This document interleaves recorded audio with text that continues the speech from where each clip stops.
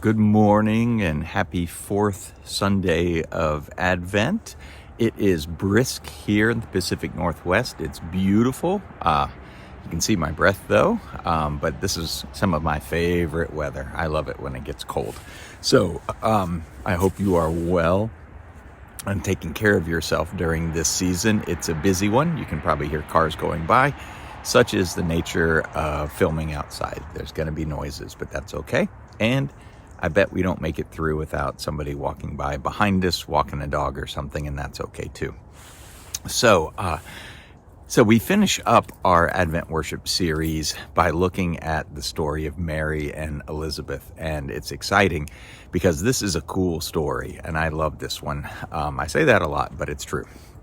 So I want to point out that when pastors, preachers, whomever are talking about scripture text, we need to be aware that we could talk about so many different aspects of pretty much every text that we encounter. And so from Sunday to Sunday, part of the challenge is figuring out what to talk about. So like, for instance, this Sunday, and pause for a minute and go and read Luke chapter 1. I believe it starts at verse 39 and going forward. And that's the story of Mary and Elizabeth. I'm pretty sure that's right. Might start at 45. Either way, you can find it. I'll put the text link up here. So one of the things we could talk about is how wild it is that these two people, especially Mary, sings this song that basically is calling for social upheaval, and she was a nobody, and yet this song is about social and political unrest and uprooting and drastic changes, and I think it's interesting because in early Christendom, they used to celebrate right around this time of year what they called the Feast of Fools, which is a great name for a band, right? Feast of Fools. And in this, it was very merry, very jolly, and they would really highlight how absurd the gospel is. That out of Mary and Joseph and Jesus, and out of this poverty and all of this comes this great cosmic topsy-turvy kind of gospel thing, that where the least shall be first and the first shall be last, and the way to have riches is to give them all away. So this Feast of Fools was really to celebrate that aspect of our faith, and it comes out of this text, this song, the Magnificat, that's sung by Mary, where you have the dichotomy of kind of a nobody, a female, crazy enough, singing this powerful prophetic song. And I say female because back then they didn't have much standing. So anyway, we're not focusing on that today, but we could, and maybe next year we will celebrate the Feast of Fools somehow. But today we're really talking about that moment between Mary and Elizabeth. And it's a really gorgeous moment where they recognize each other, and the children in their wombs recognize each other. And it's a really, really cool moment. So I bet a lot of you have done yoga before, and there is a phrase that has kind of worked its way into popular culture, a word called namaste. And when I first heard it, somebody taught it to me as like, the divine in me recognizes and affirms the divine in you. And I've come to understand that that's not an entirely accurate translation. It sort of is and it sort of isn't. But the word, if you break it down, actually means like, I bow to you. And so it makes sense because we tend to bow to,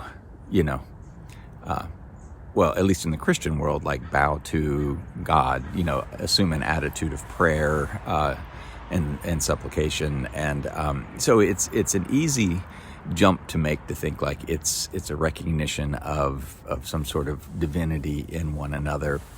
And even if namaste is not an exact translation, that's a bit of what's happening here, where we have this event that is both very human and very simple, and yet also very rich in its holiness and its symbolism, where you have two women, neither of which should be pregnant, pregnant under stressful circumstances, unusual circumstances, both with Mary and Elizabeth. Mary was young and poor and unwed, and Elizabeth was technically too old to be fertile. So they gather together and they're celebrating one another,